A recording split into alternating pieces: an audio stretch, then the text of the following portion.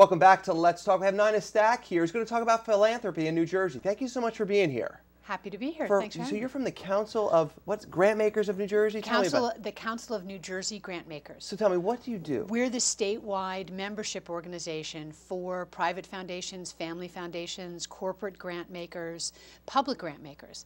Anyone who gives away money to nonprofits, charities in the state.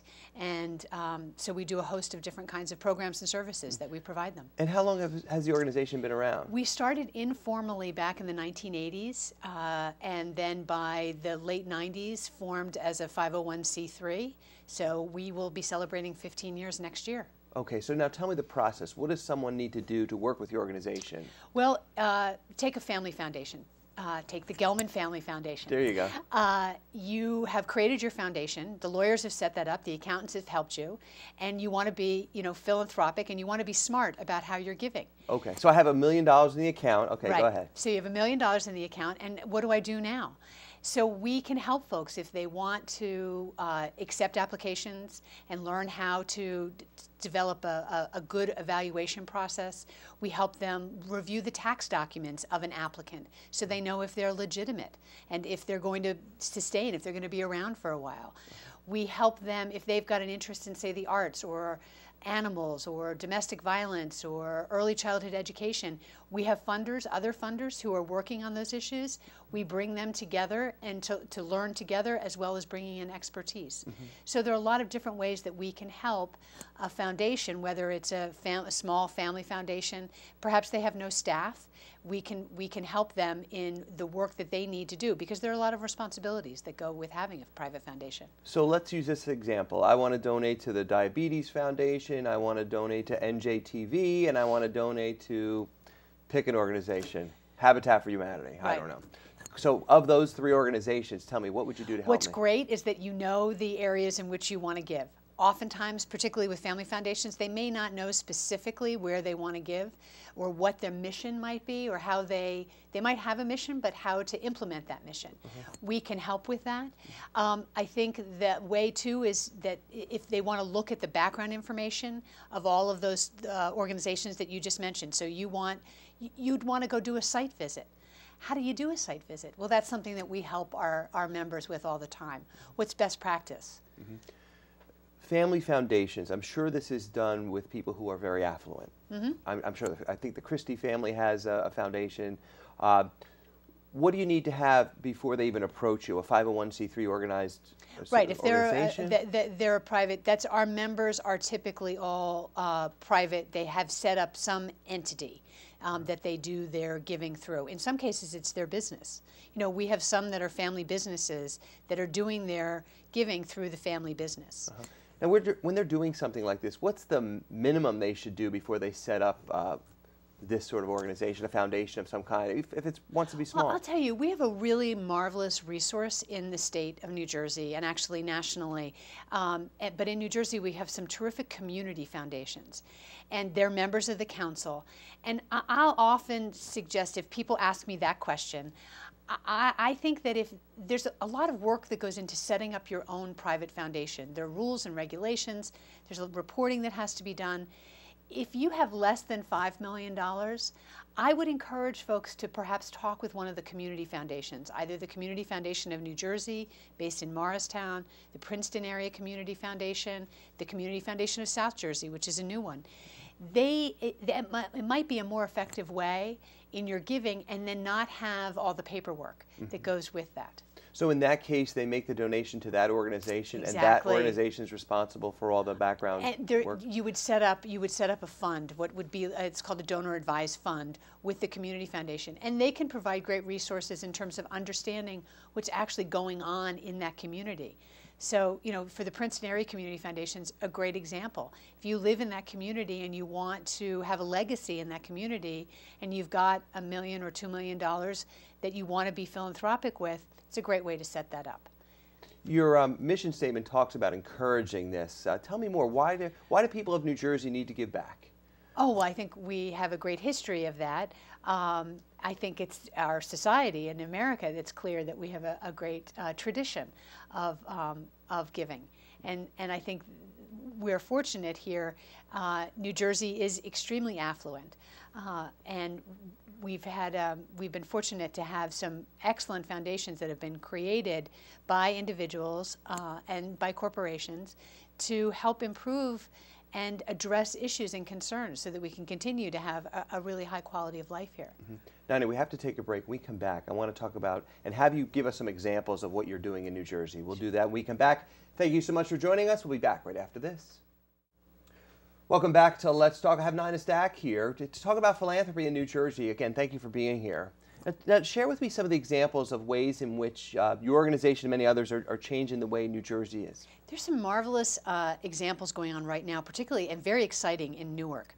We've worked for several years and had a Newark philanthropic liaison working in City Hall in Newark to help bring together the various funders statewide, regionally, and even nationally, who are working and interested in working in the city. Jeremy Johnson is our Newark Philanthropic Liaison, and over the years, he's been able to bring in over $40 million in philanthropic funding by coordinating, by leveraging efforts, by bringing people together around the table, understanding what are some of the priorities of the city and matching those with priorities of funders. So one example is our Newark Funders Subcommittee on Education. This is a group of funders that are interested in investing in education in Newark, and they've created a pooled fund. This is quite a landmark effort for New Jersey, and for foundations as well. Foundations are very independent. They don't typically work that closely with other foundations. And when you put money into a pooled fund, you give up some of the determination of how that money is going to be spent. Mm-hmm. So this is very, very exciting. I think there are a group of, I want to say it's 8 to 9 funders who have come together at this point, mm-hmm. and created a pool of about $1 million that's doing some strategic investments in the city. Now, can you share some of the organizations or funders? Sure. The Victoria Foundation, the Prudential Foundation, the Nicholson Foundation, the Schumann Fund, now I'm starting to, the Geraldine R. Dodge Foundation. Mm-hmm. There are several that are involved in the pooled fund. Now, does this tie into the governor's request to change how education is? Does this tie in at all with that? I wouldn't say that, no. This is about the opportunities. I think it's come about because the funders in Newark wanted to make sure that they can really leverage their giving. Mm-hmm. I think that it complements, perhaps, right. Maybe some of what the governor's doing, but I don't know the specifics of where the investments are going, so I wouldn't want to assume that. But as I said, we've had the Newark Philanthropic Liaison in place now for 5 years, and he has been bringing together the funders on a regular basis, and I think this grew out of those gatherings. Mm-hmm. What about charter schools and education in Newark? How are you affecting that at all? I think some of our funders are very involved in that. I don't have the details on that because we have 120 members mm-hmm. within the Council of New Jersey Grantmakers. So, okay. But I know that some of our members are involved in supporting some of the charter schools, most definitely. Uh-huh. You mentioned Newark. What are some other areas throughout the state that you're affecting? Well, so one of the things that we did, I mentioned earlier the Community Foundation of South Jersey. This was created, I think it's just past the 2-year mark. But it was an initiative of the Council of New Jersey Grantmakers for many, many years to get this community foundation started. Mm-hmm. We recognized that there was a great tradition of giving in South Jersey, but there aren't, of individual giving, I should say, individual donors. But there aren't a lot of corporations or foundations, even fewer foundations, that are based in South Jersey. Mm-hmm. So having a community foundation as a vehicle to promote giving seemed like a really, really important step to take. And so the council was deeply involved with support from the Ford Foundation, the Geraldine R. Dodge Foundation, Bank of America, some others. You mentioned the Geraldine R. Dodge Foundation. Tell me more about that foundation, can you? Oh, it's a great statewide, it's one of, it's a wonderful statewide foundation. They fund primarily the arts, education, and environment. Mm-hmm. They are on the cutting edge in so many areas. They are looked to as a gold standard among many of our funders because of the quality of the staff that they have and the work that they're doing, the thoughtfulness that they bring bring to the work. And of course there's the Poetry Festival that they support in Newark, which is just fantastic. Interesting. I remember as a kid hearing Geraldine R. Dodge Foundation. So they've been around a long time. They have been around a long time. Do you know the background history of Geraldine R. Dodge? I don't. You don't? I don't. I figured I'd ask. What about Central New Jersey? You mentioned North and South. What's going on in Central New Jersey with Well, we have the Princeton Area Community Foundation is a key one. I think there's, in terms of some of our local or more regionally based funders, we have the Novo Nordisk is one of our members, and of course Robert Wood Johnson Foundation is a national funder based in Plainsboro, but supporting improving the health and healthcare of Americans across the country. So we have a rich group of, pardon, that's probably a bad pun, but we have a terrific group of foundations that are here that are working in a lot of different ways. One of the exciting groups that we have the fortune to work with is called the Trenton Funders Collaborative. It's a group of 4 foundations that have been working together for 10 years now to help build the capacity of nonprofit organizations in Trenton. And they came together around 2001, and built what is the Support Center for Nonprofits, a branch of the Support Center for Nonprofits at the State Library. And it's a great resource. They do workshops, they do coaching, mentoring, some consulting for nonprofits in the city. They then spent 3 years working strategically with Big Brothers Big Sisters of Mercer County, and raised that organization, which has a dynamic executive director that had come in just before they started working with them, and a terrific board. Did a lot of really, the board and the executive director and staff did a lot of really hard work, and have raised that organization from being low performing to now one of the top performing Big Brothers Big Sisters in the country, which is very exciting. And it's because of the support of the Trenton Funders Collaborative. We're in Trenton now. Have they or any one of your organizations changed the physical look of Trenton, housing, that sort of thing? Oh, we have many. Well, Isles, of course, is not one of our members. They're a nonprofit charity, but we have many funders who have supported Isles for a long, long time. And Isles does exceptional work and has been doing a great deal in community development here. I think about Wells Fargo Regional Foundation is another. The Regional Foundation is different than the Wells Fargo Foundation. They work specifically on neighborhood and community planning, and so they have had a big impact that way. How has this area been affected by the economy?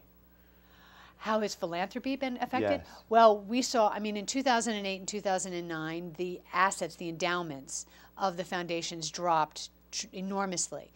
What that means is that the foundations had less money to award out in grants.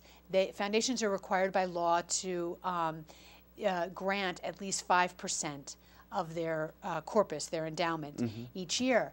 Well, when the endowment drops so much, 5% becomes a whole lot less. Right. What we saw, which is not surprising, is that many of our members gave out more than the 5%. They were giving out 6, 7, sometimes 8% of their endowment to try to give out as much as they could to their grantees that they'd had relationships with, who are now reeling, of course, because of the economy.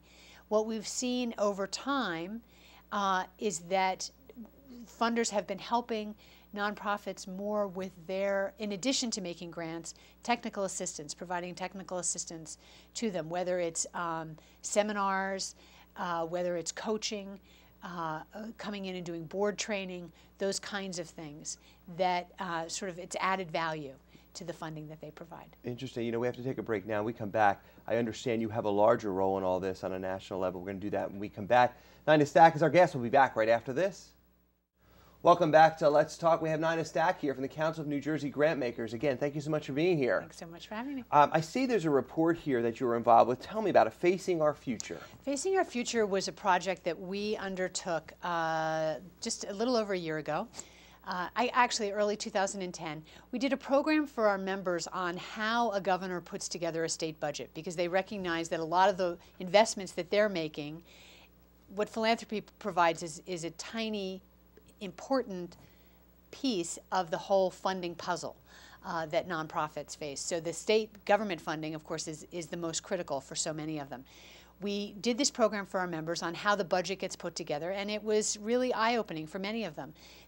when you realize the fiscal crisis that the state is facing and has, sort of the systemic long view, we realized that it's really hard to take a long view on something like this. It gets caught up in the budget debates that happen in the spring. It can get caught up in partisan politics. One of the things that philanthropy does really well is take a long view and can take the politics out of something.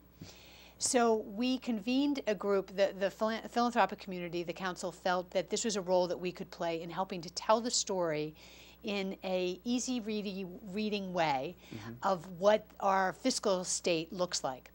So we convened a group of former public officials from all sides of the aisle, I'll say, and others who have been deeply involved in these conversations and issues for a long time, and had put out this report last year, or actually the beginning of this year, on that shows where the public money comes from, all levels, state, municipal, county, school districts, and where it goes. And we looked 5 years out at what the situation will be. And what's clear is that there will be a significant reduction in services. The budgets will be balanced because they have to be. But what does that mean? And so what we're hoping is to help people understand the systemic crisis that we face and to make some educated choices so that if they care deeply about some specific services, they understand what that means and then may make different choices about how they would fund that. What's clear from the research is that we can't tax, cut, or grow our way out of this, and that it's going to take a lot of different kinds of options to fix this. Are you saying that philanthropy will plays a greater role in our budget? No. What this was about philanthropy's role in helping to educate the public. Just educate the public. Right. Gotcha. Exactly. That's what this is about. How do you foresee the next few months with our state the way it is? And I don't feel qualified. That's beyond my pay grade. I see. I see. So what? Tell me about. You're the chair of the national. So tell me about that. So the Council of New Jersey Grantmakers is one of 35 similar organizations around the country. We come together, the 35 of us, under the Forum of Regional Associations of Grantmakers. And yes, I've just been elected chair of the forum this past year, which is very exciting. Right. We represent over 4,000 foundations and grant-making entities when you combine us, and we're it's very exciting in terms of how we can help move philanthropy forward. We can help the field embrace best practice. We can help them connect with each other and then connect with others and tell the story of what philanthropy is doing. Right. What's the future of philanthropy throughout the country now that you have this national role? Well, I don't know that it relates to my national role, but I think the future of philanthropy is really it's very dynamic. It's because it's changing so much. We will continue, obviously, to have the great institutions like the Robert Wood Johnson Foundation and the corporate foundations that we have, like Verizon, Prudential, PSEG, and the others that people know that are around the country, the Gates Foundation and the Ford Foundation. But the way philanthropy is evolving, there are a lot of younger players that are coming in now. There's a big, transfer. Everybody talked a few years ago about the intergenerational transfer of wealth. Well, that means that the foundations, those heading the foundations, are changing. And so the way that the next generation wants to manage that foundation is different. But then you also have individual givers, individual philanthropists who are just, they don't follow any rules, not that there are rules, but they don't follow any way that it's been done in the past. And I think that's really, it's very exciting. And it's hard to keep up with, but we're trying. But it means a great deal for this country because I think it means that our altruistic side, our natural, our better angels are continuing and thriving. Where do you see some emerging areas? For example, is it the waters? Is it, you mentioned education, is it technology? Oh, I think there are key, I think obviously education is huge and it affects everything that happens in our society. So we have philanthropies that are, a multitude that are working at all different levels. We've had one of our members who solely was about research on the effects of music on babies in the womb. So that's where that was there, and then how it could evolve from there. So it runs the gamut as well. You know, higher ed, I think, is an area that we have more of our funders that are paying more attention to. I think healthcare and better health we have a number of funders, and nationally, that are deeply, deeply involved in trying to improve the health and well-being, because they understand not only the impact on just individual health, but what it means to our family structure, what it means to our communities when people are not healthy, how it can just erode all the other areas of life that way. Interesting. Before we end, is there anything else you'd like to add to the show? I am very pleased to be here. I think we are, I've probably already said it or communicated it, that we're really fortunate in New Jersey to have a great philanthropic community. I'm really proud of the role the council's played in helping to bring them together. I think we are a terrific resource for anyone who's interested in giving, and look forward to working with more people. Great, Nina, and if you can give your phone number or your website? Oh, sure. Our website is www.cnjg.org, and the phone number is 609-341-2022. Well, Nina, thank you so much for being here. It was Thanks truly our honor. And thank you for watching. We'll see you again next time.